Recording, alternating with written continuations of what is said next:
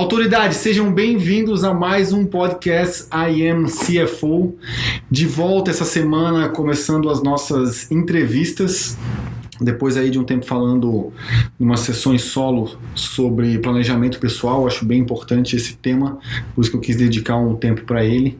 E agora a gente volta com assuntos que seguem o objetivo desse podcast, que é desconfigurar ou desmontar a imagem do gestor financeiro, daquele gestor financeiro que só olha números. Porque para o número acontecer, ele precisa pensar e aprender uma série de outros conhecimentos, como o de hoje, que a gente vai falar sobre contratação de pessoas e a importância que isso tem para qualquer empresa.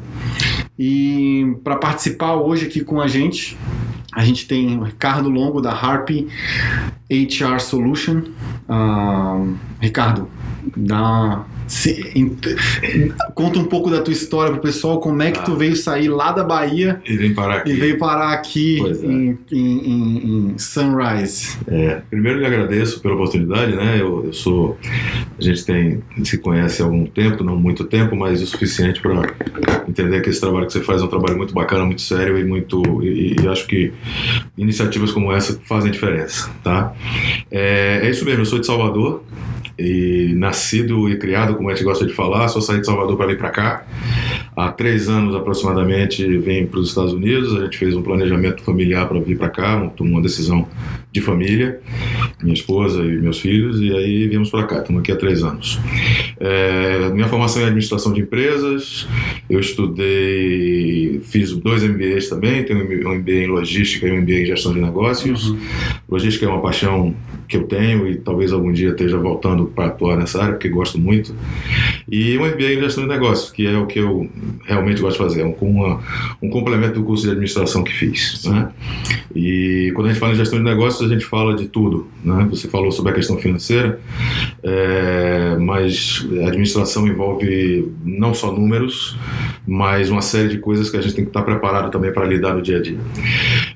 Trabalhei em algumas empresas por pouco tempo, passei muito tempo pulando assim, 2 anos em uma, 3 anos em outra, até que tive a oportunidade de, pela primeira vez, trabalhar num negócio familiar de meu sogro, né?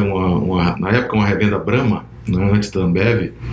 E a partir daí foi que eu comecei, acho que foi a primeira grande escola profissional que eu tive, porque pude ter acesso através dos ensinamentos da Brahma e de uma coisa chamada Programa de Excelência. Quem trabalhou na Brahma ou na Ambev sabe o que eu estou falando, onde a gente começa realmente a entender como você pode melhorar a gestão, como você pode atingir melhores resultados com a sua administração, com a gestão, efetivamente.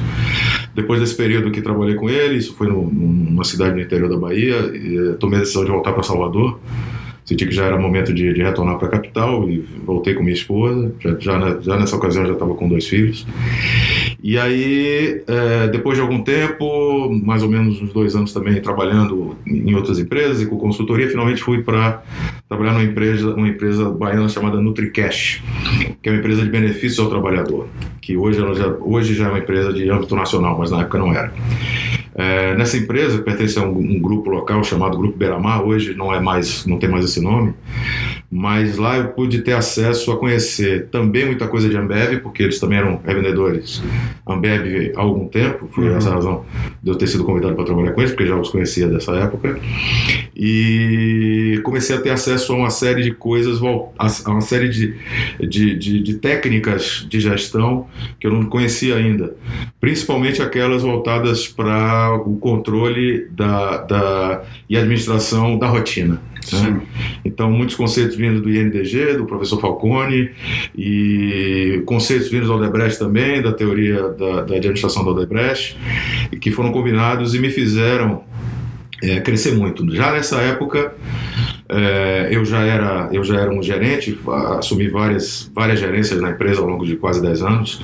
Foram várias experiências na área de logística inicialmente, depois desenvolvimento de produtos, marketing comercial, enfim, até cuidar especificamente do desenvolvimento de um produto específico que era um cartão de gestão de frotas, portanto voltado para logística, né, que era uma coisa que eu sempre gostei muito de fazer, e fiquei cuidando disso até o momento que decidi sair para empreender, né? Chegou um momento que eu bati meio que no teto da empresa e decidi sair para empreender. E montei um posto de combustíveis na época, logo que saí. Fiquei um tempo com isso, com mais uns sócios, quando a gente decidiu montar um projeto para vir para cá, né? Por uma série de razões, eu digo que já tinha meio que desistido do Brasil há muito tempo, por uma série de motivos, tanto não só no aspecto político, que acho que já é uma coisa meio... batida e óbvia, né? Batida e óbvia, e que parece que não tem jeito, né? Cada dia eu tenho menos esperança, mas enfim. Mas também por conta de segurança e principalmente por causa dos filhos. Isso aqui foi o que realmente pesou. Qual a idade que eles estão hoje? Eu tenho um que ficou, tem 23 hoje, na época eu não quis vir, porque estava concluindo faculdade e tudo mais, que ficou lá, e vim com minha filha, que hoje está com 20, e o caçula, que hoje está com 11. Vim primeiro com ela, inclusive, viemos para cá em agosto de 2015, para que ela concluísse a high school aqui, fizesse o último ano de high school já aqui, e no final do ano minha esposa veio com o mais novo, né? E de lá para cá, e aí ele começou também a estudar aqui e tudo mais. Ela concluiu já o curso, está fazendo college, deve terminar agora também no meio do ano, daqui a alguns dias, na verdade, e essa questão da adaptação foi uma grande preocupação. É isso que eu ia perguntar, como é que foi essa adaptação deles, né? Porque o pequeno veio bem pequeno. O pequeno parece que ele respira e o inglês ele entra pela respiração e, enfim, a adaptação para eles é muito fácil, né? E não é só ele, né? É o que a gente ouve de todo mundo. A minha maior preocupação realmente era minha filha, primeiro, e minha esposa, né? Porque eles estavam convencidos já de vir ou não? Minha filha não. Minha filha veio meio que na marra. Veio meio na marra. Mas veio. Na época, muitas amizades em Salvador, enfim, toda a infância, adolescência, enfim, era difícil. A gente sabia que uma idade, ela completou 18 anos aqui. Sim. Então era uma idade difícil de se adaptar, essa que é a verdade. Ainda mais saindo de Salvador, que é uma cidade com muito movimento, com muita agitação, enfim, a gente sabe como é que é, para vir morar aqui em Weston, que é uma cidade muito pequenininha, muito pacata, muito tranquila. A escolha nossa de Weston foi muito em cima de escola, basicamente, para os dois, apesar dela ter aproveitado muito pouco, ela fez somente o último ano, mas muito também por conta do pequeno, né? Mas felizmente ela conseguiu, no início, com alguma dificuldade, mas conseguiu fazer amizades e se adaptar dentro eu digo que até dentro de um certo limite, né? Porque o núcleo dela está muito acima de brasileiros ainda. Mas ela está bem. Hoje ela não pensa em voltar, apesar de já ter namorado que está no Brasil, namorado de vez em quando vem para cá, de vez em quando ela vai para lá, enfim, estão administrando isso aí. E ela não fala em voltar, né? Apesar dela sei que tem muita saudade do Brasil e ainda muita lembrança sim. Forte com ela do Brasil. Sim, ela estava na fase boa do Brasil, né? Enquanto tu é adolescente, tá começando a fazer a vida, tudo é novo, tu tá na fase boa, né? A minha decisão, acho, de vir pra cá foi muito parecida com a tua, eu já não tinha esperança nenhuma, já tava de saco cheio, e a minha cabeça já tava fora do Brasil há muito tempo. Então a hora que a gente veio foi mais fácil. E pro pequeno tudo é festa, né? O pequeno tudo é festa.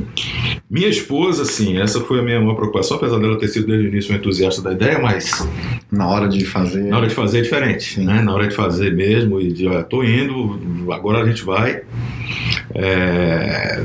Foi meio complicado, eu fiquei com muito medo. Eu acho que hoje ela tem mais amizades aqui do que tinha no Brasil, né? Ela se adaptou muito facilmente. E hoje eu entendo as razões para isso, né? A comunidade brasileira aqui no sul da Flórida, ela não é uma comunidade, é uma comunidade grande, é claro, mas meio que as pessoas que vivem no mesmo núcleo, elas se conhecem, né? E se ajudam, né?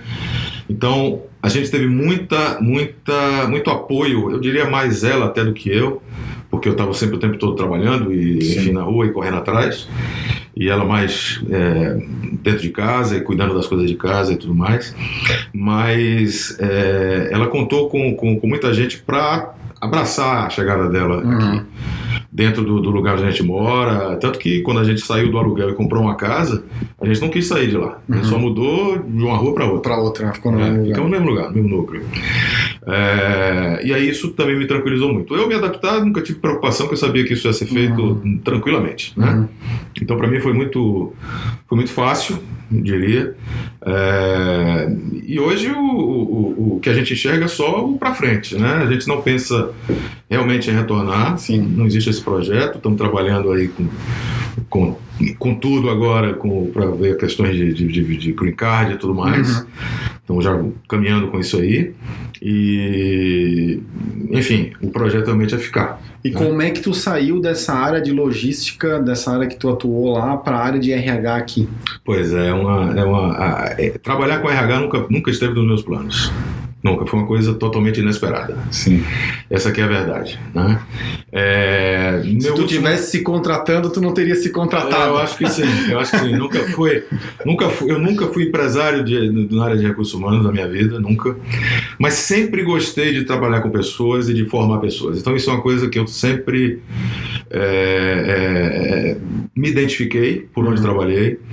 Principalmente, desde a minha preocupação sempre foi muito grande com a contratação das pessoas que vinham trabalhar comigo, né? Entendo que essa fase do processo ele é extremamente importante, porque a partir daí você criou sua base para que essa pessoa possa vir e crescer e lhe ajudar, né? A desdobrar todos os seus projetos dentro da empresa, a casar esse projeto que você tem com os projetos pessoais que essa pessoa tem. Então eu sempre me preocupei muito com isso, avaliação de desempenho e feedback, sentar e conversar e dar o esporro na hora que é para dar e abraçar na hora que é para abraçar, porque as coisas só acontecem através das pessoas, não adianta. Eu nunca tive dúvida disso. Sim. Só que nunca pensei em trabalhar diretamente com isso. Sim. Né? Exclusivamente com isso, apesar de em algum momento isso ter feito parte da tua rotina, né? Porque se tu empreendeu no Brasil, tu precisou contratar contratar o outro, e tu tinha um pouco dessa experiência. E era uma coisa que eu tinha que fazer tanto na época em que fui executivo e que trabalhei, era empregado, né?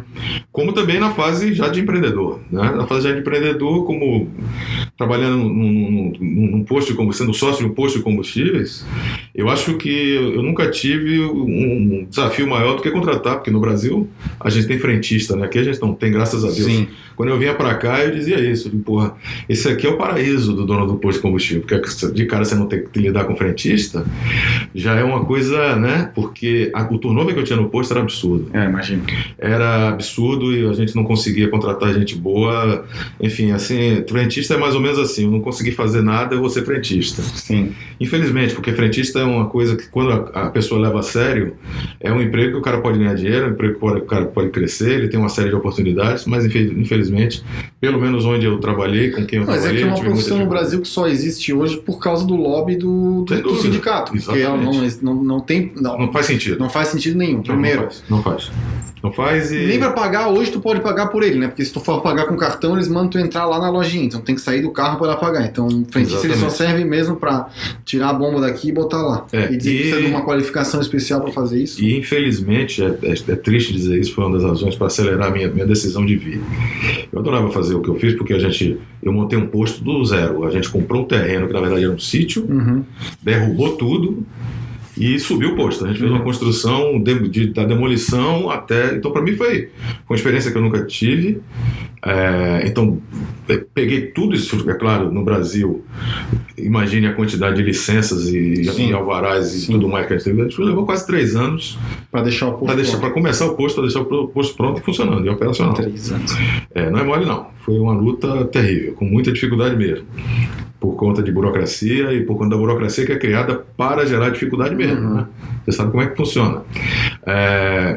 E depois que você consegue botar a coisa para funcionar e contrata pessoas para trabalhar, você descobre que a grande maioria está trabalhando ali com você tentando encontrar uma brecha para lhe roubar. E é isso que acontecia. A gente tinha que ter um controle a mais em cima de todas as rotinas porque a gente sabia que em algum momento alguém ia tentar lhe roubar, e isso acontecia mesmo. Sim. É terrível dizer isso, né? Mas isso foi uma coisa que eu enfrentei o tempo todo, até que vi que realmente não era isso que eu queria, sabe? Não dava mais para mim, eu tinha chegado no meu limite, e aí a gente botou o plano que a gente tinha de vir em ação, né? E efetivamente viemos. Falando da questão como é que eu mudei da logística para cá, eu me formei em administração. Na época que eu me formei, não existia esse negócio de administração com isso, administração com aquilo. Sim, era administração de empresas e acabou. Não tinha ênfase nenhuma. Não tinha ênfase nisso ou naquilo. Você podia até fazer depois uma pós-graduação e tudo mais, mas não tinha como tem hoje. E aí, naturalmente, eu comecei a me identificar mais com essa área, porque eu criei realmente uma paixão pela área. Não foi nada também planejado, nem... E aí eu comecei a trabalhar em algumas empresas voltadas para isso. Eu trabalhei numa indústria, no Brasil é um grupo muito forte, que é o Grupo J. Macedo, que é lá de Fortaleza, J. Macedo Alimentos, e tinha um moinho em Salvador, era um moinho Salvador, inclusive o nome. E eu participei de um processo seletivo por lá, para atuar na área de almoxarifado. Foi a primeira tentativa minha de trabalhar dentro de uma área parecida com a área de logística, porque a logística também na época não se usava nesse nome dentro das empresas, né? Mas eu gostava muito disso. Isso veio do meu aprendizado na faculdade. Eu tinha um professor que tinha uma matéria específica de administração de materiais, que a gente aprendia a fazer controle de estoque, programação de compras e tudo mais. E eu me apaixonei por isso aí, né? Então veio da formação acadêmica. E aí eu apliquei para esse emprego, participei do processo e fui selecionado. Eu trabalhei como assistente de almoxarifado dessa empresa, depois de algum tempo fui promovido a chefe de almoxarifado, e saí dessa empresa exatamente para trabalhar na empresa do meu sogro no interior da Bahia. E lá comecei a trabalhar, era uma distribuidora, então como distribuidora, logística é tudo, né? Então desde a programação de trazer a bebida, a cerveja, o refrigerante, o que fosse da fábrica, e a roteirização disso e a entrega disso no cliente final, no ponto de venda, tudo isso me fez ainda gostar mais, né? Quando voltei para Salvador, fui convidado pelo meu ex-chefe no Moinho Salvador para trabalhar na NutriCast, na área de logística. Aí sim era uma área de logística, e a NutriCast, e a área de logística que envolvia a distribuição de vales, aqueles vales em papel. Sim, vale refeição, vale alimentação e tal. Então a logística é de altíssimo risco, né? E aí foi um novo aprendizado para mim. Então, sim, porque era dinheiro, né? É dinheiro circulando. É literalmente dinheiro circulando. Então, desde a gráfica, como se fosse a Casa de Papel lá do seriado, né? A gráfica que produzia os vales era uma casa de papel. Então, ele gerava valores que chegavam para a gente, isso em São Paulo, chegava para a gente em Salvador, e de Salvador a gente distribuía para o cliente final. Tudo isso com uma operação de segurança por trás, muito forte, muito pesada, sem chamar muito atenção, porque quanto mais atenção você chama, a possibilidade é pior, porque a possibilidade de aparecer alguém para querer lhe roubar é maior.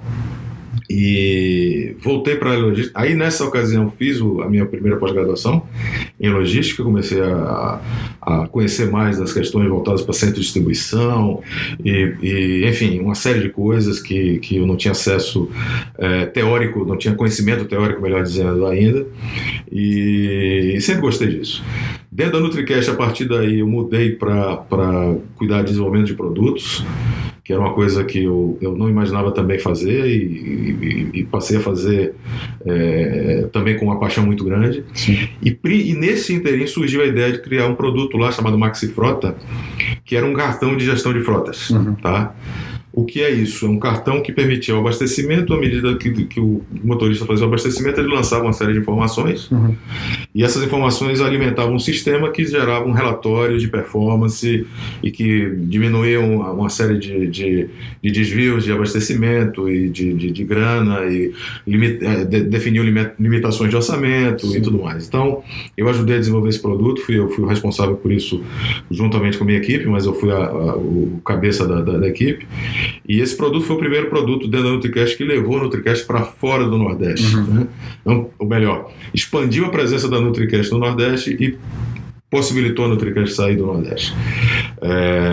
Fiquei responsável por isso por algum tempo, até que, como eu falei, cheguei num ponto que eu me tornava diretor, que não era imaginado na ocasião, ou sair. E sair, são meus amigos, eu tenho, sempre que vou a Salvador visito, enfim, a diretora da empresa é uma pessoa que tem muito carinho e muita diria que devo muito a ela, né? E também os diretores do próprio grupo. Quando surgiu a ideia de vir para cá, eu estava no posto ainda, e o meu sócio na ocasião, que é meu concunhado, meu sócio aqui, ele tem um business no Brasil, em Salvador, voltado para distribuição de acessórios para veículos, para importação e distribuição. E aí a gente começou a discutir, vindo para cá, para os Estados Unidos, para fazer, enfim, passear, inicialmente passear. E aí surgiu a ideia de a gente montar um projeto de vir mesmo, né? Para trabalhar, para montar um negócio. Pode continuar falando, eu só vou ligar a câmera aí. Ok. Pode continuar. O que aconteceu? Montamos esse projeto, montamos a ideia de replicar essa operação que ele tinha lá já há bastante tempo, quase 10 anos, replicar essa operação aqui, né? E, enfim, quando começamos a fazer as projeções e pesquisa de mercado, que também fizemos, uma coisa não foi prevista nessa pesquisa de mercado e fez com que esse projeto na prática não desse certo. A gente vai chegar lá.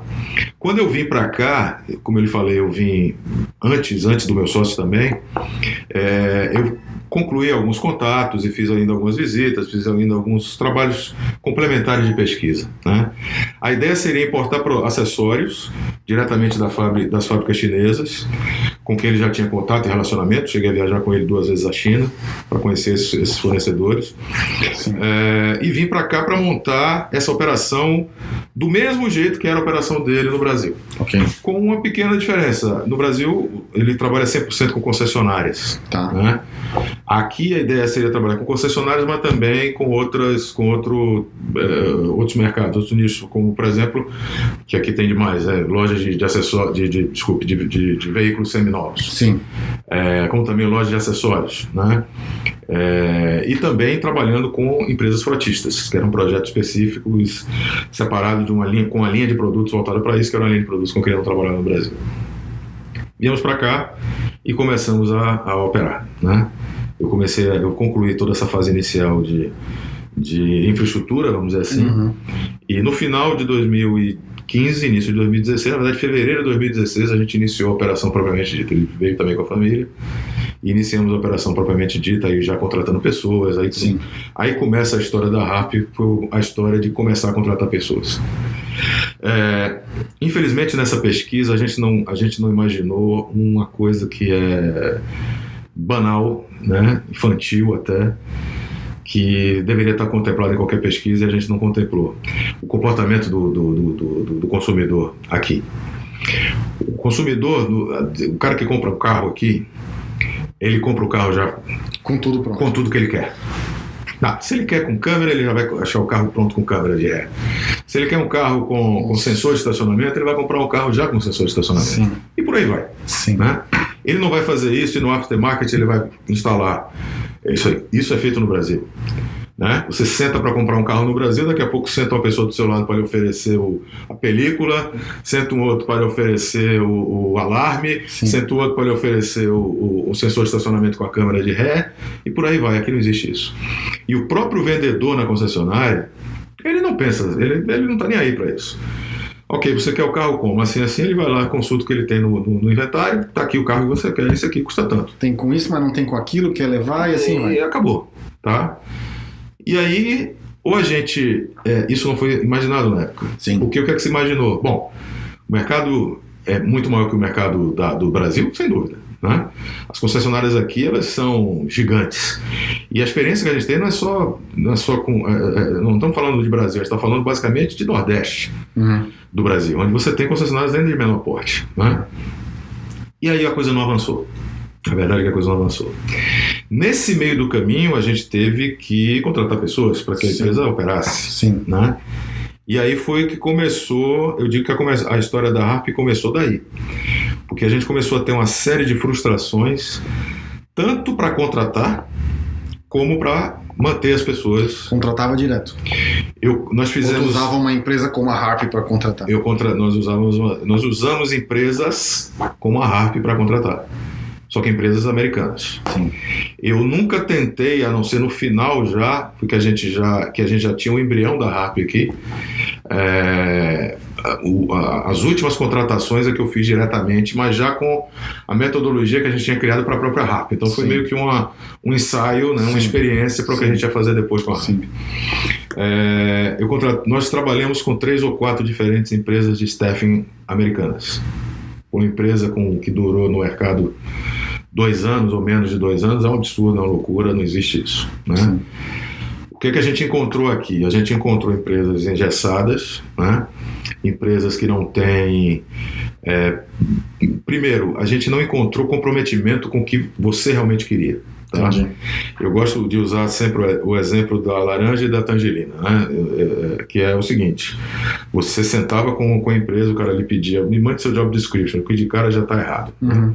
Me mande seu job description, ok, eu preciso de um vendedor, ok, me mande o job description. Então de cara isso já está errado, porque 90% das empresas do porte da nossa, ou até um pouco maiores do que a nossa, da empresa que eu tinha antes, da qual eu fazia parte antes, nós nunca montamos job description. Nunca. Sim. Então você não sabia fazer job description. O que você fazia? Vamos lá, Google. Me ajude aí. Fazia lá O que é o job description? O que é um job description para um salesperson, outside salesperson? É isso aqui. Eu quero com alguma experiência no mercado automotivo, blá blá blá blá blá. Buscava uns 3 templates lá no Google, fazia um Frankenstein com aquilo ali e pronto. Tá aqui o job description. É isso aqui que eu quero. Ok. E aí começava a via crucis, porque além de você não ter nunca um prazo para receber um retorno dessas empresas, enfim, você não tinha follow-up, o cara não dizia para você se ele já tinha encontrado candidatos ou não tinha encontrado candidatos, enfim, você tinha que ficar procurando essa informação. Você pedia uma laranja e os caras lhe mandavam tangerina, que, como eu falo também, é até parecido, né? Laranja, mas não é a mesma coisa. Mas não é a mesma coisa, nunca vai ser. Então você pedia um job description que você fazia meio que para cumprir tabela, pedia um cara com experiência X e ele lhe mandava um cara com experiência Y. Uhum. Só que chegava um momento que você tinha que contratar a tangerina, porque senão você não operava a empresa não saía do lugar. Você esperava um mês, você esperava 2 meses, bom, eu tenho que buscar aqui agora o menos ruim, que é um erro terrível. Tanto é um erro terrível que a gente não manteve essas pessoas na empresa. As pessoas não davam resultado porque não era o que você queria. Exato. Não era o que você queria e nunca era o que você queria, você buscava um outro. Era a mesma coisa. E nesse caso não era nenhum um problema da pessoa, nem um problema da empresa, mas uma empresa do processo que foi criada para fazer esse casamento. Para fazer esse casamento a grande característica disso, que é uma coisa muito americana, é que o negócio tinha que ser em escala. Então, papai, eu tenho que me livrar desse processo, tome aqui e vamos... Que é um problema daqui, né? As coisas aqui são escalas, são engessadas elas são engessadas para que elas funcionem em escala. Isso, é produção. Eu quero terminar logo esse processo. Se começar a demorar demais, eu já tive já não empresas, vale mais a pena. Já não vale mais a pena. Eu tive uma empresa especificamente que simplesmente não me mandou ninguém. Não me mandou ninguém. E sumiu, vamos dizer assim. Não é que sumiu. Você tentava um contato, a pessoa já não lhe atendia mais. Sim. Você mandava um e-mail, você não recebia a resposta. Porque para eles já não estava mais valendo a pena. E não estava nem aí. Que era a nossa empresa da RM8, era uma empresa pequenininha, começando, uma startup. Porra, vamos procurar concentrar onde me interessa. E aí assim disso veio essa... Aí vocês identificaram essa ineficiência para... Aí, esse problema que a gente enfrentou, que não foi o único, é verdade, que a gente enfrentou outro, eu já falei, que foi exatamente um erro de estratégia, de planejamento, mas esse problema específico gerou uma oportunidade, né? Então, a gente discutindo internamente, aí o meu ex-sócio tem parte nisso, a ideia, na verdade, a gente, claro, todo dia discutia alguma coisa de um outro negócio, de outra oportunidade, enfim. Existem muitas oportunidades aqui, isso é inegável. Mas aí o que é que surgiu? Bom, já que existe esse problema e já que a gente vê que é uma coisa meio generalizada, por que a gente não tenta se posicionar e fazer uma coisa diferente? Muitos bons negócios, aliás, vêm disso, né? De justamente identificar essas frictions, né? Esses problemas que existem, essas ineficiências. Isso. E justamente buscar uma solução para elas, né? E aí surgiu a ideia de montar a Harp. Então, nós sentamos. O meu sócio, nessa altura, ele já tinha uma demanda no Brasil muito grande por conta dos últimos anos no Brasil. Então, a empresa no Brasil começou a exigir muito a presença dele, mais até do que aqui. Sim. Ele começou a ter que ir ao Brasil mais vezes, até o momento que ele decidiu que ele tinha que voltar para o Brasil. Uhum. Não valia mais a pena continuar. Ele teve uma dificuldade de adaptação, sim, ele reconhece isso. Mas do lado de cá, eu pelo contrário, eu disse, eu não acho que não é ainda o momento de jogar toalha. Eu vou partir para um outro projeto, e aí tornei o que era uma ideia, a gente botou essa ideia em ação. Então a gente fez projeto, a gente fez orçamento, a gente fez pesquisa, fiz uma série de simulações de contratação aqui, chamando uma empresa, chamando outra para entender e descobrir que realmente todas funcionam mais ou menos do mesmo jeito, né? Não tem muita diferença entre elas. Criamos uma metodologia nossa. Para entrar aqui eu tenho que fazer uma coisa diferente, eu não posso fazer uma coisa cair na vala comum, mais do mesmo. Então, até antes de entrar a gente discutir qual que é o problema de quem contrata, qual que é o problema de quem quer ser contratado, como é que esse processo tem que funcionar, na opinião de vocês, para ser positivo, né? Isso, para dar resultado, para a grana que você investe no processo de contratação realmente vale a pena. Né? Que, aliás, já é um erro as empresas que não fazem esse investimento, né? Sem dúvida. Que fazem a contratação. A gente estava falando antes, né? Existe um ditado que diz que a gente tem que ser demorado para contratar e rápido para demitir. Isso. E normalmente o que acontece é o contrário, porque exatamente o contrário. As empresas têm a tendência, muitas empresas, principalmente as pequenas, mas esse problema acontece nas grandes também, mas principalmente nas pequenas, elas crescem sem planejamento. Então elas contratam, o cara tá com caixa sempre lá no limite, então ele deixa para contratar. Agora eu preciso de um vendedor, então quem é que sabe vender aí? Vem para cá. Para vender o quê? Não interessa, sabe vender? Vem para cá. Isso. Então aí contrata rápido e demora para demitir, porque pensou, mas eu já treinei esse cara, vou dar mais uma chance, vou tentar tirar ele das vendas, vou botar ele lá no pós-venda para ver se agora vai. Exatamente. Então, antes da gente chegar nesse problema, como é que vocês solucionaram o meio do caminho, que é justamente unir essas duas pontas? Primeiro, exatamente nessa questão do job description, como eu falei. As empresas não sabem fazer job description. De modo geral, estou falando de empresas de médio e pequeno porte, que são as empresas com quem a gente mais trabalha aqui. Sim. Elas não sabem fazer. Elas sabem genericamente o que elas querem, mas... Genericamente, mas muitas vezes elas não sabem exatamente até onde... o que realmente eles esperam que aquele novo funcionário entregue de resultado. Sim. Eles não sabem. Tá? E eu continuo tendo situações aqui de empresas que simplesmente me mandam um e-mail e dizem, olha, eu estou precisando de uma pessoa assim. Ok. Mas não é só isso, né? A gente tem que ir mais a fundo. Como as pessoas normalmente elas vivem muito ocupadas, né? E sempre sem tempo e... para elas isso vira um problema. Parar para analisar. Parar para montar isso aí. Então isso é uma dificuldade, a gente sabe, continua sendo, mas é uma coisa que a gente não pode abrir mão. As empresas não lhe ajudam a montar um job description. Aqui a gente ajuda e não abre mão disso. Tá?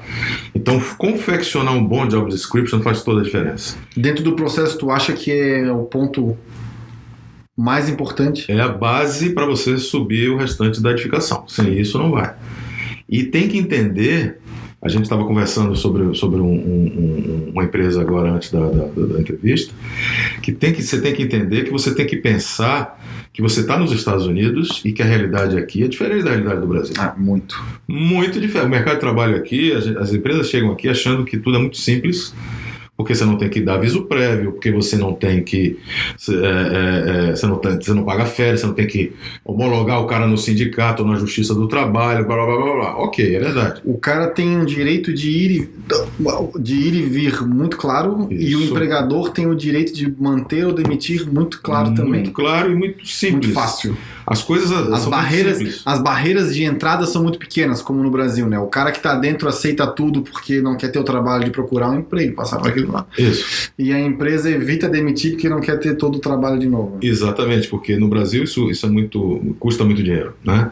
Aqui, talvez isso, por não ter esses encargos todos trabalhistas e essa apurrinhação que é fazer um processo todo de demissão, e com todos os cuidados que tem que ter para demitir alguém, porque você tem que trabalhar cheio de dedos para poder evitar um problema mais adiante. Aqui é muito simples. Do mesmo jeito que você diz amanhã eu não quero mais que você venha, o empregado também diz isso para você. E eu passei por isso. Sim. Na empresa que a gente tinha aqui, eu tive uma pessoa que me chegou 4h30 da tarde de uma sexta-feira e disse: segunda-feira eu não venho mais. Sim.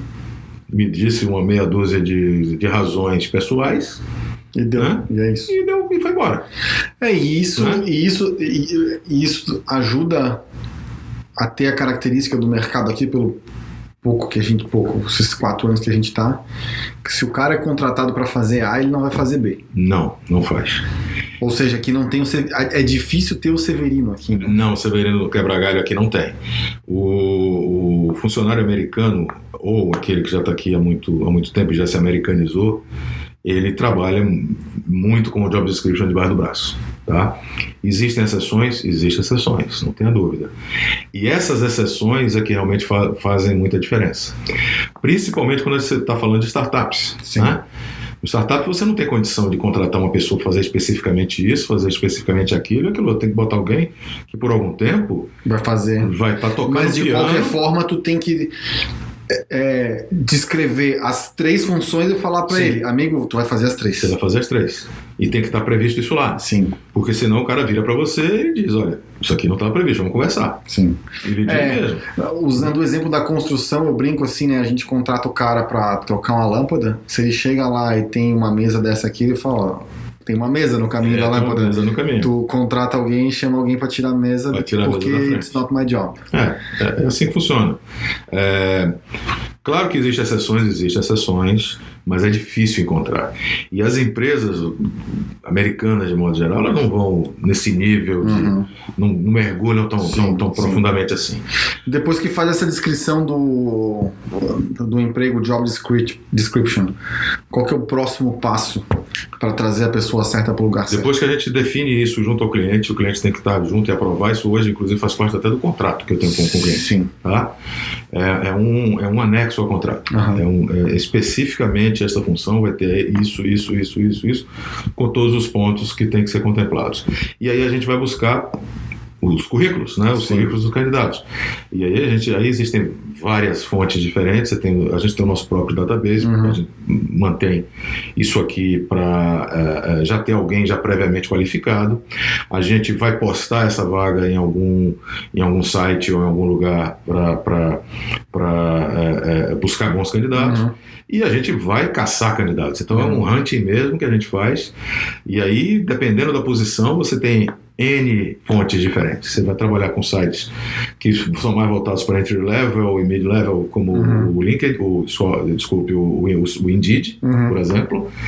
Você vai usar muito um Career Builder, você vai usar muito um Monster, que já são para posições já mid para high, e você vai usar o LinkedIn em grande parte dos processos para quem é high level. E tudo isso aí... Aliás, eu vou anotar aqui para daqui a pouco a gente falar sobre a importância das redes sociais nesse processo. Ok, extremamente importante. Então, esse é, na verdade, eu diria que hoje a grande maioria dos processos que a gente teve sucesso e que colocou candidatos que estão dando certo, são fruto do nosso hunting direto, da gente abordar profissionais que já estejam trabalhando. Isso faz muita diferença. Quando o cara não está trabalhando há algum tempo, isso não é um bom sinal, né? Você sabe que aqui a gente tem muito mais oferta do que demanda, então a gente tem uma facilidade de trocar de emprego muito facilmente. Então, se o cara não está encontrando emprego, tem alguma coisa que precisa ser investigada. Né? Tem ou é porque ele não quer encontrar, ou é porque ninguém quer encontrar ele. Ou porque ninguém quer descobrir o que é. Então, normalmente você vai buscar realmente pessoas que já estão trabalhando, e E aí você vai procurar ver se ela tem interesse num novo emprego, trabalhar numa nova empresa, num novo desafio, enfim, o que é que poderia desafiar essa pessoa a mudar de empresa. Então a grande maioria vai disso aí. E isso é um trabalho que demora. Sim. Porque você não convence uma pessoa a sair de uma empresa para outra assim facilmente, a não ser que ela esteja já, por algum motivo, sabendo que vai perder ou ela decidida a sair. Quer sair. Não aguenta mais trabalhar lá e quer ir embora. Tá? Então isso demora um pouco mais de tempo. Sim. Porque você vai ter que fazer entrevistas com essas pessoas em horários meio alternativos. Essa pessoa está trabalhando, ela não pode atender a uma entrevista. Enfim, tudo isso aí é complexo. Isso é um processo demorado, difícil, mas que se você não fizer, você não vai encontrar bons candidatos. E aqui a gente trabalha muito com o conceito de candidatos sob medida, que são aqueles candidatos exatamente que estejam máximo possível batendo com o job description. Isso é importante porque até uma frase que um amigo meu lá de Floripa, o Álvaro, que até já esteve aqui no podcast também, fala sempre assim, a gente não pode avaliar o elefante pela capacidade dele de subir em árvore. É isso aí. Então, muitas vezes o cara é um baita profissional, mas ele caiu no lugar errado, ou por culpa dele, que aceitou um desafio talvez que não condizia com a especialidade dele, ou às vezes por erro da empresa. Que não sabia o que queria e acabou, não, mas esse cara é bom, vamos trazer ele aqui para dentro, né? Então, eu acho que aqui talvez isso seja ainda mais importante, porque uma boa parte do salário das pessoas tem o componente desempenho, né? Isso. Desde o garçom lá, que o desempenho dele é medido pela gorjeta que ele vai receber. Se ele atende bem, ele vai ganhar boa receita. Gorjeta, se ele atende mal, ele não vai ganhar.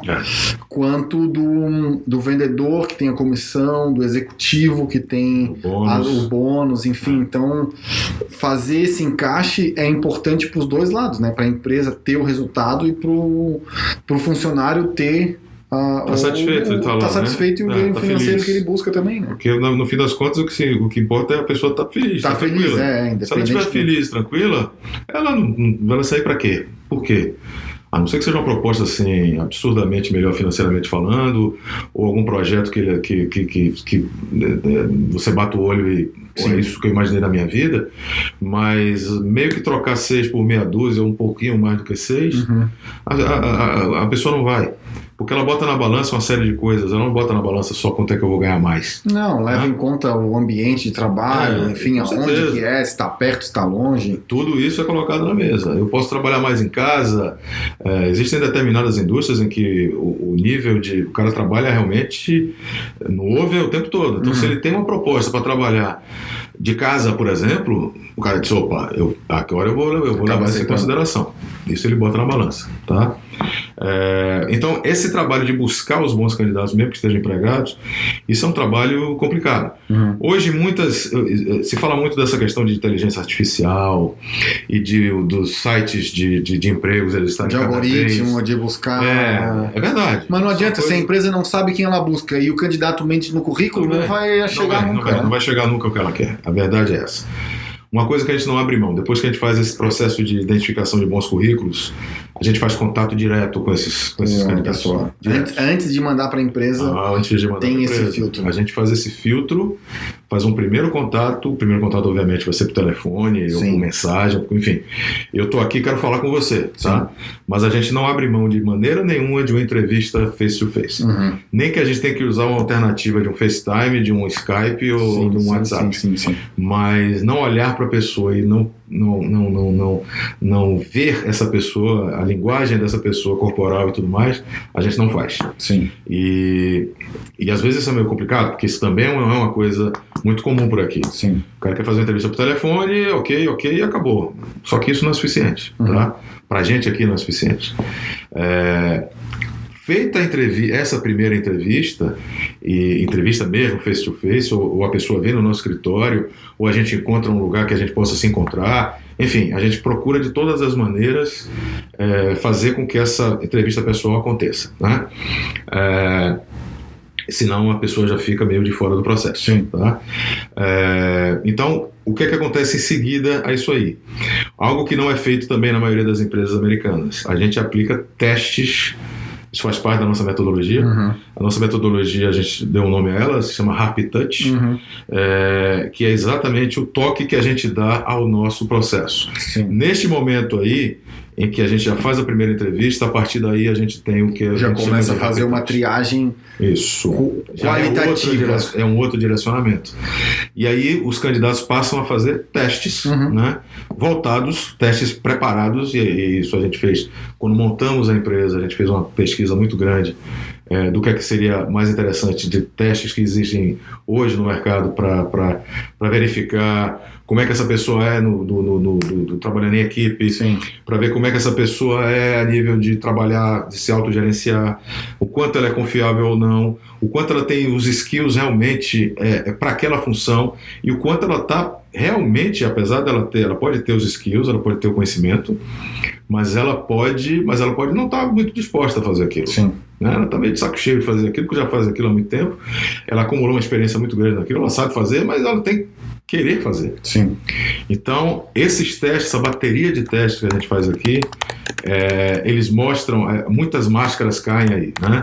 A gente realmente identifica muito o que é a personalidade da pessoa em cima disso aí. Então, os estilos daquela pessoa, e isso também tem que estar matching com o que se espera, com o que o job description está definido. E as empresas, normalmente, quando elas fazem os seus próprios processos, elas não passam por isso tudo. Não, no máximo o que a gente vai ver eu preciso de um financeiro, o cara tem que saber de Excel. Então vamos fazer um teste aqui de Excel, bota o cara aqui para fazer uma planilha com determinado nível de dificuldade, dependendo do que ele precisa, e a pessoa vai lá fazer, vai acertar ou não vai acertar, e acabou. Sim.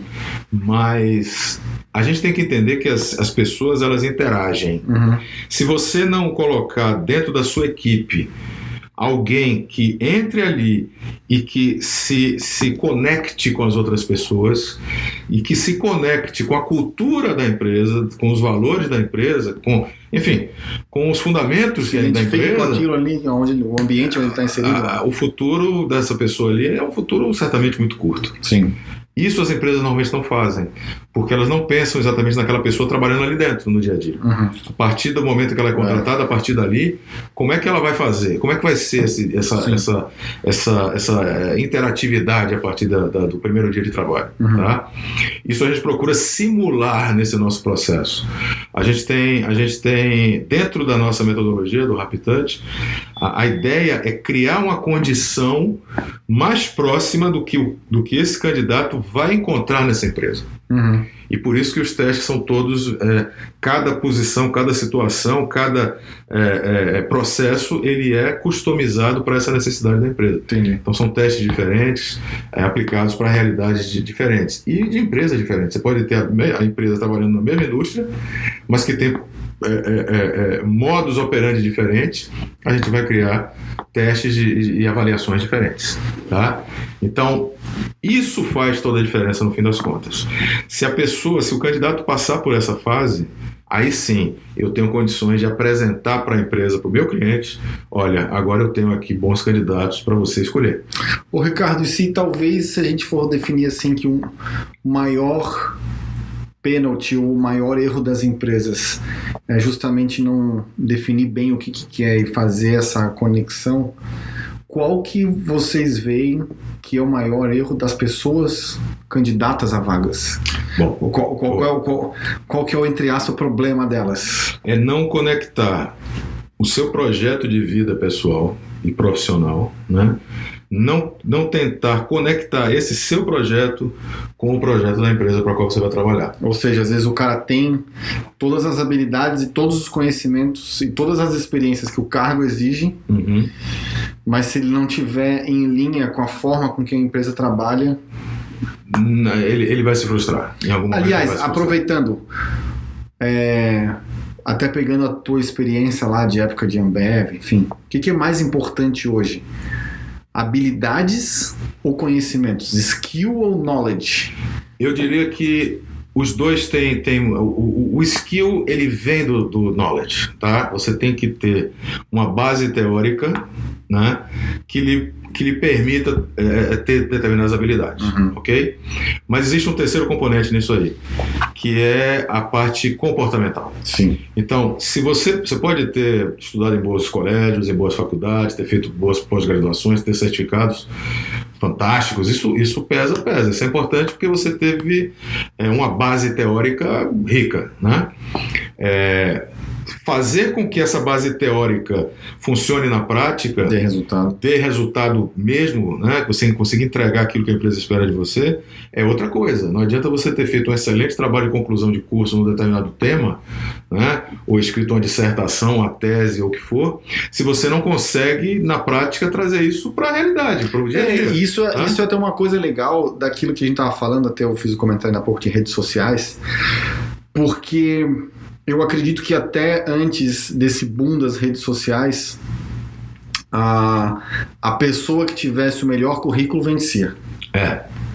Então, o cara que estudou numa faculdade ruim porque não tinha dinheiro para pagar uma boa, ou lá no Brasil, né, acabou indo para uma faculdade de terceira ou quarta linha porque teve um ensino médio péssimo e não conseguiu fazer um bom vestibular, esse cara estava sempre em desvantagem, mas certo. Às vezes esse cara, na hora da prática, ele poderia ser melhor que o cara que tinha o currículo estrela. Sim. E eu acho que um ponto positivo das redes sociais é que ela permitiu qualquer pessoa mostrar o quão boa elas são, independente de onde elas estudaram, independente se o currículo dela é Harvard ou se o currículo dela é a faculdade do vizinho que abriu uma faculdade e deu um certificado para ele. E mais, como você vai usar isso a seu favor? Porque hoje a importância de você ter evidências da sua vida profissional é muito grande. Sim. Um currículo, ele aceita qualquer coisa que você bote. Exato, eu falo isso de planilha. A planilha aceita qualquer coisa. A gente faz reference checking aqui. Ok, reference checking é importante? Mas você vai procurar informação de uma pessoa que o candidato indicou. Então, você vai ligar lá para o Daniel, que foi meu chefe, e ele vai dizer como é que foi o meu comportamento lá no tempo que a gente trabalhou com ele.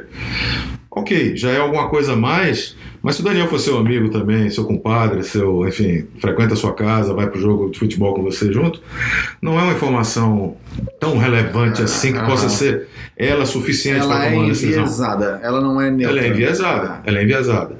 Então a rede social, e cada dia ela está mais, pesa mais nisso aí, ela é uma prova real do que você fez, do que você é capaz de fazer e do que você é. As pessoas dizem, a rede social está fazendo isso ou aquilo. A rede social só está expondo quem a gente realmente é. Isso.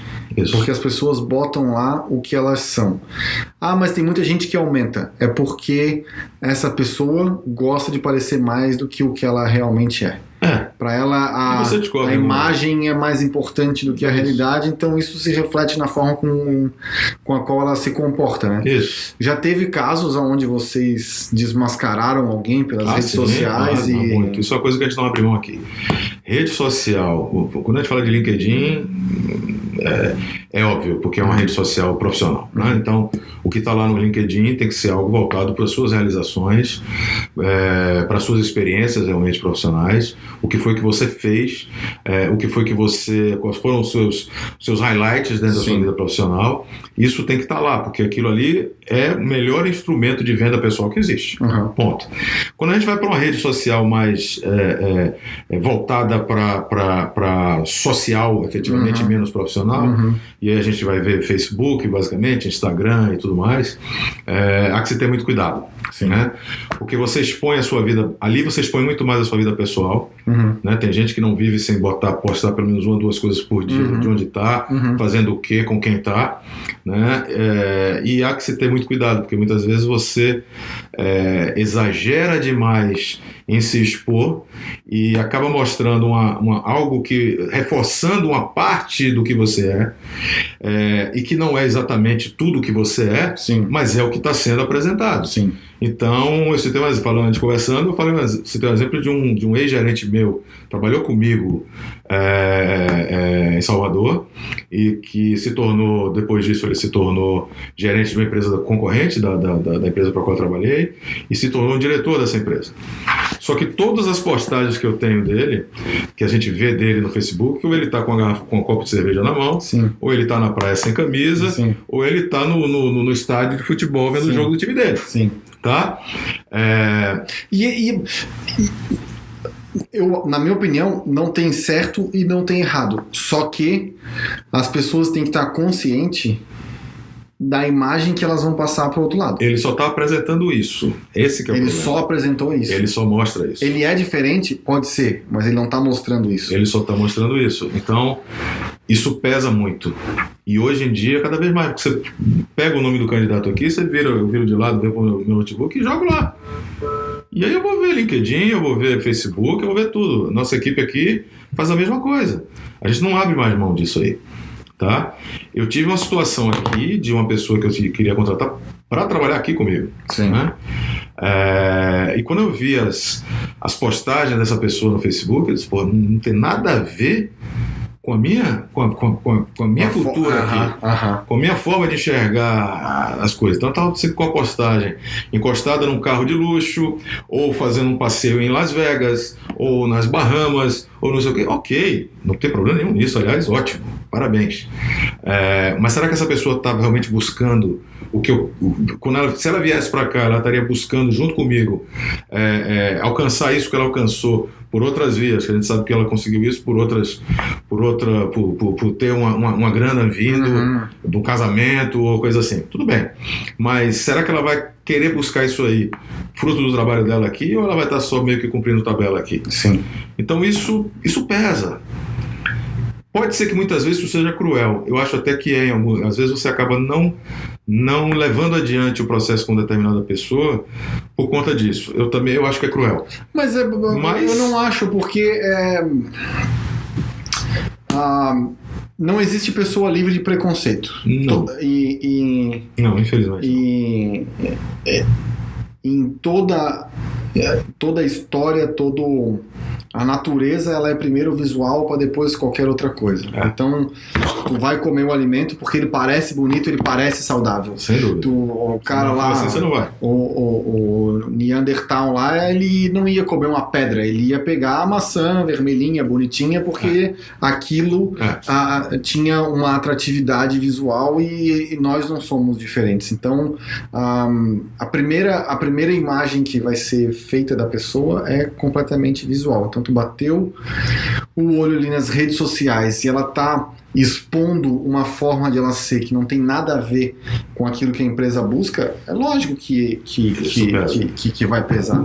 Que vai pesar. Então, e muitas vezes você até tem clientes aqui que são clientes mais despojados disso, são mais informais e tal, que buscam isso. Que estão buscando até pessoas que estejam mais ou menos nessa linha. Ok, tá? Mas na maioria das vezes não é bem assim não, né? A gente tem que ter muito cuidado, porque se você não fizer isso, o cliente ele vai fazer. Quando esse candidato chegar na mão dele, pô, mas tu viu isso aqui? Ele vai fazer. Ele vai fazer. E a responsabilidade de apresentar um candidato para um cliente é muito grande. Já aconteceu de a análise curricular era tão boa que, apesar de ter um problema desse, vocês ainda assim chamaram a pessoa para conversar e acabaram falando para o cliente, a gente viu isso, mas... Mas a gente tem que ter muito cuidado aqui nos Estados Unidos com relação a isso, né? Aqui nos Estados Unidos você não pode, no processo de entrevista, fazer uma série de perguntas que no Brasil a gente faz meio que automaticamente. Sim. Então, a partir do momento que você começa, mesmo que o cara colocou isso na rede social, a pessoa colocou isso na rede social, então tornou público. Ponto. Mas se você tentar entrar mais no nível de detalhe... Não, eu não digo entrar eu não digo entrar no detalhe nas entrevistas. Eu digo porque a rede social pode ser uma linha de corte. Cara, não vou nem chamar para entrevistar. Pode. Mas o currículo é tão bom que apesar das coisas que eu tá vendo aqui eu não gostar, eu vou chamar ele para entrevista igual. Sim, isso já aconteceu. A gente colocou na balança e disse, bom, vamos tentar entender o porquê disso aqui e vamos dar uma chance, porque é isso, o currículo é bom, a experiência que ele diz ter é interessante, está muito dentro do que o nosso cliente quer, então vamos buscar, vamos conversar com essa pessoa, vamos entender melhor essa pessoa. E aí, algumas vezes a gente teve situações aqui que a gente meio que confirmou o nosso pré-conceito, né? E outras não, outras a gente levou adiante e deixou a critério do cliente decidir. Tá? A gente faz um relatório antes de mandar para o cliente. Tá? A gente faz o nosso relatório, que junta todas essas peças, a entrevista, a base, o currículo, a análise do currículo, os testes e avaliações são feitos, as checagens que a gente faz junto a ex-empregadores e nas redes sociais, a gente faz um relatório, né, que a gente chama de apresentação do candidato, e isso é encaminhado para o cliente antes do cliente entrevistar. Entendi. Então o cliente, antes de entrevistar o candidato, ele vai analisar aquele relatório e dizer, não, isso aqui eu quero conversar com ele. Sim. E outras vezes o cara diz, não, isso aqui, por conta desse ponto aqui, eu não quero. Tá? E a gente, é claro, a decisão final, ela tem que ser do cliente, ela não é nossa. Sim. A gente faz a nossa parte, porque o cliente nos contratou para fazer isso, mas a decisão final é dele. É com que... E se ele não estiver satisfeito com os candidatos que a gente apresentou, faz tudo de novo. Começa de novo, velho. Começa novamente. Reinicia o processo. Vamos mudar um pouco o foco. Contratação. Foi. E a demissão? Pois é, a demissão. Aqui, como a gente falou, é muito simples demitir. Né? Demitir é uma coisa muito tranquila do ponto de vista da praticidade. Né? Mas do ponto de vista das consequências, não é tão simples assim. Né? Aqui existem alguns fatores. Primeiro, o fator geração de turnover, né? Geração da rotatividade. É muito ruim. A gente trabalha muito com startups. Sim. Nós temos uma expertise grande de trabalhar com startups.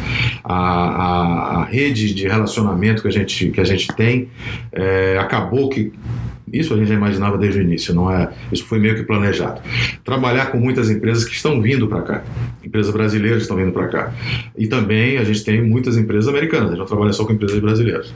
Mas eu diria que a maior parte, sim, são empresas brasileiras que estão vindo para cá. As startups, elas têm algumas dificuldades para contratar adicionais. Sim. Pelo fato de ser startup, nem toda pessoa ela quer sair do emprego que está para buscar uma empresa que está começando agora. Sim, porque é um risco. É um risco grande. Né? Então, é necessário ter alguns fatores de atração, de atratividade, que façam com que essa pessoa decida por essa mudança, por esse movimento. Né? Quando você tem uma startup e está contratando alguém, e você convence essa pessoa a vir pelos argumentos, por esses fatores de atratividade que você criou, seja porque é uma remuneração maior, seja porque existe um plano de carreira claro para aquela pessoa, seja porque for, porque o cara vai trabalhar perto de casa, porque tudo isso é colocado na balança. E a pessoa vem, começa a desempenhar o papel dela e tal. Se mais adiante você descobre que não era aquilo que você queria, ou se a pessoa que foi contratada descobre que não era aquilo que ela queria, e sai por alguma dessas razões, você vai começar tudo de novo. Sim. Então, qual é o grande problema do turnover aqui, do custo do turnover aqui? É esse reinício. É começar tudo de novo. Mas o que é pior? Trocar o funcionário 5 vezes em 5 meses ou ficar com um funcionário ruim por 5 meses? Não. Certamente as duas coisas são muito ruins. Ficar com um funcionário ruim e insistir com ele por 5 meses, você está jogando dinheiro fora. E o ruim não significa que a pessoa é ruim, mas o ruim que eu quero dizer é que ela não é a pessoa ideal para aquele cargo. Ela não está entregando o resultado que você esperava dela. Por um motivo ou outro. Por um motivo ou outro. Né? Ela não está entregando o resultado que você esperava dela. Ponto.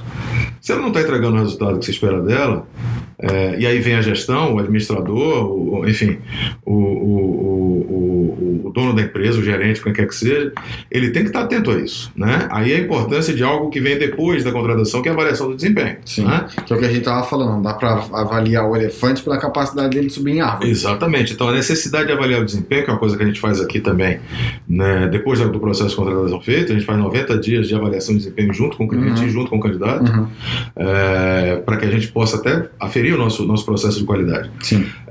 Então essa avaliação de desempenho ela tem que ser feita. E a gente descobre muitas vezes que a empresa ela não está muito satisfeita com o cara, mas ela nunca disse isso pro cara. Sim, espera que ela nunca senta para fazer uma sessão ali de feedback formal e dizer, olha, você precisa melhorar nisso e naquilo, você está muito bem aqui, ótimo. Esse ponto aqui você começou meio que capengando, mas agora você evoluiu. Sim. Mas nisso aqui você não está bem, você não está melhorando. A gente precisa trabalhar nesse ponto de atenção aqui. E a gente descobre que tem muita empresa que faz preciso a empresa também ajudar nesse sentido, entre aspas, moldar ou botar a pessoa na linha, né? Exatamente, porque ela tá chegando ali agora, né? Mas se ela não tiver o chip, como tinha um chefe no Brasil que dizia isso, se essa pessoa não viajar com o chip, né, ela não vai fazer aquilo. Ela não vai conseguir fazer aquilo porque ela não tem, não é dela, não é ela, tá? Aí é que está o segredo de evitar essa surpresa mais adiante, fazendo um bom processo no início. Sim. A empresa que faz esse processo de contratação bem feito tende a ter um turnover menor do que aquela que... Já comprovado. Isso aí a gente já tem estudos e eu apresento, a gente faz palestra, a gente apresenta isso numericamente nas nossas visitas de vendas, propriamente dita, apresentações que a gente faça. Isso é comprovado estatisticamente. Se você pode gastar mais tempo, passar mais tempo montando um processo de seleção mais estruturado, porque certamente você vai ter menos problema adiante de ter que começar de novo esse processo, Sim. porque você, por alguma razão, negligenciou alguma das etapas do processo de contratação. Então é comprovado que se você contratar melhor e investir melhor o seu tempo, fazendo um processo melhor, mais apurado, mais profissional, provavelmente essa pessoa vai dar um resultado melhor e você não vai precisar demitir ela. No processo de vocês, o que é o tempo médio assim de uma contratação? Pois é, a gente tinha uma ideia aqui no início de que a gente deveria levar no mínimo um mês. Sim. Por todas as etapas que têm que ser cumpridas e por todas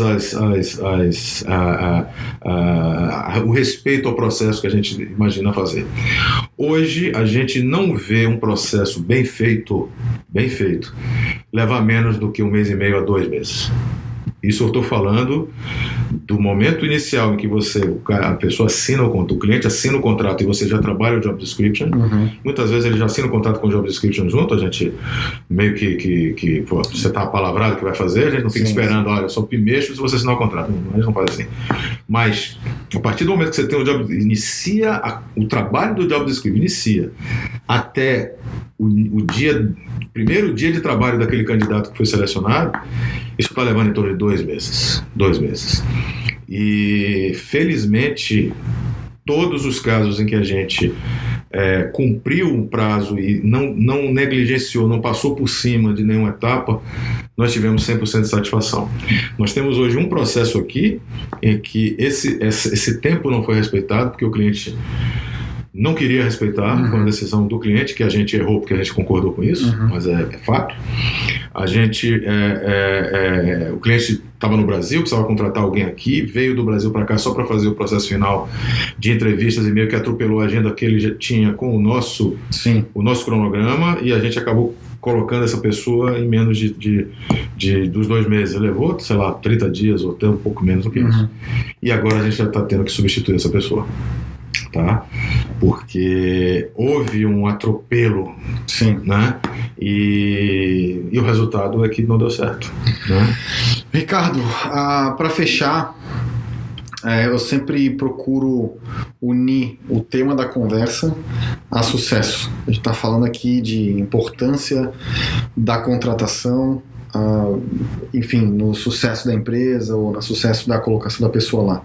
Mas antes disso, o que precisa acontecer para ter um processo seletivo de sucesso como um todo? Bom, eu acho que Eu acho não, eu tenho certeza que cada dia tem uma. Desde que comecei a trabalhar diretamente com isso e exclusivamente com isso, eu tenho cada dia mais certeza disso. As empresas, elas têm que entender que o maior patrimônio, o capital que mais faz diferença para elas são as pessoas que trabalham nela. Ponto. E a gente vai ver uma série de exemplos e uma série de pensadores da administração, do marketing, uma série de empresários, CEOs, empreendedores de sucesso na história da administração, na história do business, em todo o mundo, dizerem a mesma coisa. Sim. Não adianta você trabalhar a sua melhor estratégia, reunir um grupo de excelentes pensadores, montar uma estratégia fantástica, matadora, ter o melhor equipamento, a maior quantidade de dinheiro. Ter todo o recurso que você precisar ter, você tem um orçamento tranquilo, confortável. Não adianta você ter os melhores equipamentos, a tecnologia mais moderna. Não adianta você ter nada disso, nada disso. Isso pesa? Claro que pesa. Lógico que pesa. Mas se você não tiver as pessoas certas para fazer com que tudo isso aí se transforme em resultado, você vai perder dinheiro, você vai perder tempo e você pode até perder a sua empresa, perder o seu empreendimento. A partir do momento que o empresário entende isso, e isso, por mais incrível que pareça, porque isso é uma coisa que não deveria hoje ser dúvida para ninguém, né? Por mais incrível que pareça, ainda é. E mesmo que as pessoas digam, verbalizem, não, realmente eu concordo, as pessoas são importantes, contratar boas pessoas, ter bons recursos humanos faz toda a diferença, na prática, na vida real, não é isso que acontece. Em muitos casos, claro que não em 100% dos casos, mas eu diria que ainda é na maioria dos casos. A empresa se preocupa, principalmente quem vem para cá, né? Porque a primeira coisa que a gente se preocupa é com o visto. Sim. Né? Vamos viabilizar aqui o visto, qual vai ser o melhor visto e tal. Vamos viabilizar o visto, resolver a questão do visto. Opa, maravilha. Preciso ter um contador também muito bom, porque vou ter que abrir minha empresa, vou ter que fazer tudo isso aí. Tenho que encontrar um ponto interessante para alugar, porque a depender do meu negócio, isso faz toda a diferença, né? Todo negócio ele depende, independente do segmento que se atue, ele tem que definir onde ele vai ficar, em que lugares ele vai operar, se for uma loja, se for um restaurante, ou se for uma empresa de serviço, como por exemplo a nossa. Isso faz toda a diferença. Aí, e depois disso tudo, e olha que eu estou lembrando só de algumas coisas, é que o empresário vai lembrar que ele precisa contratar pessoas. Né? E que esse processo de contratar pessoas não pode ser uma coisa assim, feita de uma hora para outra. Né? Isso tem que ter um tempo. E a gente continua recebendo aqui, por exemplo, na empresa, à medida que o tempo vai passando, essas demandas de urgência. Né? Eu preciso de alguém agora, daqui a 15 dias, eu preciso ter essa pessoa agora dentro do mês de junho. Bom, não é assim que funciona. Sim. Não é assim que funciona. Aí tu não precisa de mim, né? Aí tu não precisa de um processo seletivo. E muitas vezes eu tenho que dizer isso. Eu digo, olha, então eu não vou poder fazer o que você quer. Eu não vou conseguir. Porque na prática a gente certamente a gente vai ter problema. Sim, porque daí ele quer o personalizado com o tempo da commodity, né? Não adianta. E mais, com uma série de filtros, né? Eu quero alguém que fale esses idiomas, eu quero alguém que tenha essa experiência, eu quero alguém que faça isso, eu quero alguém que faça aquilo, eu quero aquilo. 4, 5 filtros, que a gente chama de filtro aqui, né? 4, 5 filtros que tornam o processo ainda mais complicado, e isso tudo daqui, eu tenho que o cara tá trabalhando aqui comigo daqui a um mês. Sim. Não dá. Tomara, seria ótimo se desse. Para mim, seria fantástico. Olha a produção que eu ia ter aqui. Sim. Né? Seria sensacional. Mas daí é quantitativo, não é qualitativo. Né? É qualitativo. Você não consegue... eu dou garantia. A indústria trabalha com garantia. 90 dias de substituição. Eu tenho que dar, porque a indústria toda dá, e eu acho que tem que dar mesmo. Pelo menos 90 dias de garantia para substituir esse profissional, caso em 90 dias ele não dê o resultado. Desde que algumas premissas sejam observadas, como por exemplo, você contratou o cara para trocar a lâmpada, né? E o cara teve que botou o cara para empurrar a mesa. Sim. Né? Aí o cara que diz que não vai empurrar a mesa, ele pede para sair, e aí você vai ter que substituir, só que você não respeitou o job script que você fez. Sim. Né? Então essa é uma das razões para que a garantia não seja respeitada. Mas desde que isso seja respeitado, eu tenho 90 dias para substituir. Ok. isso não é bom para mim, que vou ter que começar o processo todo de novo. Isso não é bom para a empresa. E não tem cut corners, né? Tem que fazer tudo de novo mesmo. Tudo de novo mesmo, porque o cara que ficou em segundo lugar ou em terceiro lugar, ele já está meio que alijado do processo. Sim. Ele já não é o que a empresa quer. Você vai começar do zero. Não é bom para a empresa, porque ela vai começar tudo de novo. Mesmo que sendo dentro do processo de garantia, não tendo um custo adicional, ela vai ter que fazer tudo de novo. E vai ter que treinar de novo. De 2 meses de contratação, aí 90 para trocar. É mais um tempo para achar os candidatos, é mais um tempo para botar essa pessoa para trabalhar, para treinar, para ambientar. Então é ruim para a empresa também e para o próprio candidato. Obviamente, muitas vezes o cara saiu da empresa e foi para trabalhar em uma outra, levou 90 dias, foi mandado embora. Sim. Porque não era aquilo. Não era aquilo. Na prática, então o cara perdeu uma coisa que estava na mão dele, estava bom ou ruim, não sei, mas enfim, ele estava trabalhando, né? Para investir a sua carreira numa nova oportunidade que não deu certo. Uhum. Então é ruim para todo mundo. Sim. Então essa questão do respeito ao tempo e principalmente a valorização do que é realmente o recurso humano dentro da empresa, isso é que faz toda a diferença, tá? Enquanto as empresas negligenciarem, né, uma palavra até forte, mas não valorizarem como deveriam valorizar, que o recurso humano faz a diferença mesmo, né? E na hora H, na hora que divide a bola, é a pessoa que está ali na frente que vai fazer a diferença, o turnover vai continuar existindo, a frustração vai, não consigo contratar gente que sirva para mim, vai continuar existindo. A minha indústria tem um turnover alto mesmo, é normal isso, então a pessoa já se acostuma. Toma isso como regra. Não, é normal, tem o turnover, então é normal. Não é normal. E tem um negócio aqui que existe, que é um tal do turnover calculado, né? Tem empresas, indústrias que elas já calculam, elas sabem que vai ter aquele turnover porque aquela indústria ela opera naquele turnover. Ok, isso é administrar olhando para o retrovisor. Sim. É você olhar que existe já que existe aquilo ali, uma rotina. Eu incluir aquilo dentro do meu já vai custo, dentro do meu processo, e vamos embora, vamos em frente, né? E muitas vezes o cálculo desse custo ele não é feito da maneira correta. Uhum. Então, eu entendo que o grande ponto de impacto e de virada é realmente as pessoas são importantes. Realmente eu preciso das pessoas para ter sucesso no meu negócio. Tá? Eu preciso valorizar os bons para manter os bons aqui. Eu preciso estar com eles, sabe, o tempo todo motivados e felizes. Sim. O tempo inteiro, porque essas pessoas realmente me entregam resultado. E eu tenho que trazer isso já na origem. Eu tenho que contratar a pessoa para que ela possa fazer isso. Sim.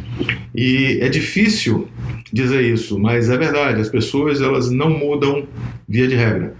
E aquela ideia de que a pessoa ela pode mudar por um estalar de dedo, por um passe de mágica... Ela vai mudar se ela tiver uma motivação intrínseca dela para mudar. Intrínseca, exatamente. Ela tem que não é o ambiente que vai mudar ela. Não é o ambiente da empresa para a qual ela trabalha que vai mudar ela. Ela tem que ter a vontade de mudar.